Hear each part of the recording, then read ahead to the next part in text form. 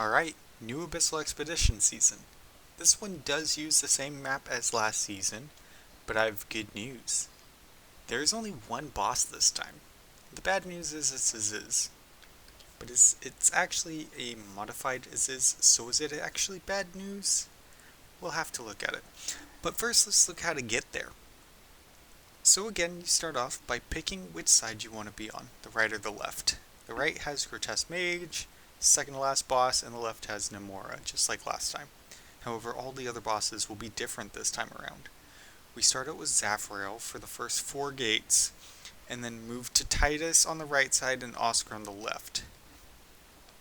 So yes, one boss with no specific resistances to any trees means that we are finally able to get back to all celerity again. No matter which side you are on, as long as celerity is the tree you have the most E+ or greater heroes on, it should be your best bet for quick progression. Knowing this, the first gate shouldn't be much of a problem, even if it is Zafrael. The second gate are close range heroes, so you're going to want to have heroes that have some range and some melee close range ones. Just to kind of spread it out a little bit and keep them focused or hitting one target at a time. You don't want them to wipe out your whole team in one hit. Then for the Grotesque Mage, same as last time, you'll want to fight him with one hero at a time for the best efficiency. The celerity heroes have lifesteal, and so it works very well, just one at a time. And for Namora, you'll want to focus on heroes that hit multiple targets at a time. So you're looking at Gwen, Lucretia, Joker, Vert, etc. The gameplay is going to be pretty much the same as last time. You're going to want to start off with your best teams, your best 2 full teams, and take the highest tier cities or towns that you can. And then right after that, once you used up all your energy for those heroes that aren't rangers, you'll want to drop those for the best rangers. Pretty much right once you get 2 relics for the ranger tree, or the celerity tree, it's already stronger than your best heroes would be. And you're just going to be upgrading the celerity tree for a while to keep your resources at their best, at their highest, and to keep your efficiency up with food. You should swap out new territories once you can get something that is 2 tiers higher than your current lowest ones.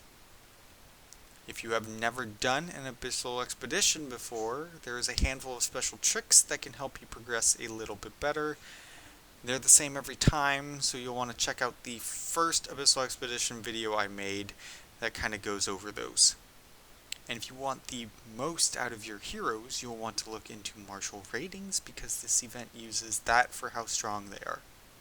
I will probably try to make another video based on that and link it here later on. So for the final boss this time, it looks like we are taking a Aziz and Numisu hybrid.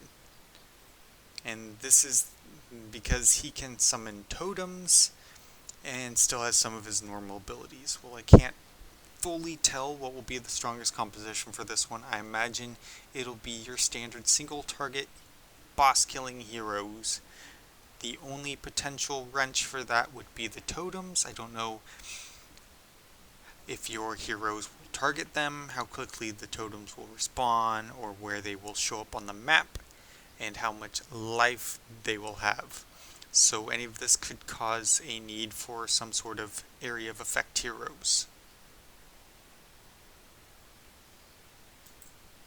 So Aziz's first skill is Aziz unleashes fire around abyssal totems, instantly dealing damage to nearby enemy targets.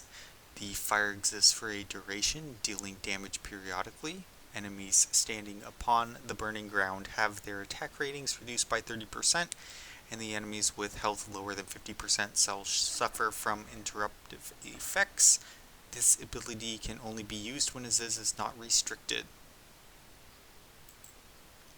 His second ability is Vicious Roots. Aziz periodically breaks free of his restrictive roots and summons 3 abyssal totems. Aziz is untargetable while unrestricted. Once all Abyssal Totems have been destroyed, Aziz becomes restricted again. And his last ability is Abyssal Roar. Aziz lets out an Abyssal Roar. If Aziz is restricted, his enemies will be unable to use their ultimate abilities for 6 seconds and will continuously lose health. If Aziz is unrestricted, his enemies are directly dealt damage and are left terrified for 4 seconds. I will plan on making a separate video that focuses more on the most successful boss teams later on, once I have a little bit more of a chance to test it out on the test server. I will also be streaming the start of the live global server in a couple days. It starts on March 5th at reset if you are in the Western Hemisphere. I think it's March 6th on the Eastern Hemisphere, and you can join me for live discussion either here or on Twitch. Same name again. If you have any questions or just want to discuss this and for any further, just go ahead and hit me up in the comments, or you can even find me in game. Same name as here. So thanks for watching and good luck this season.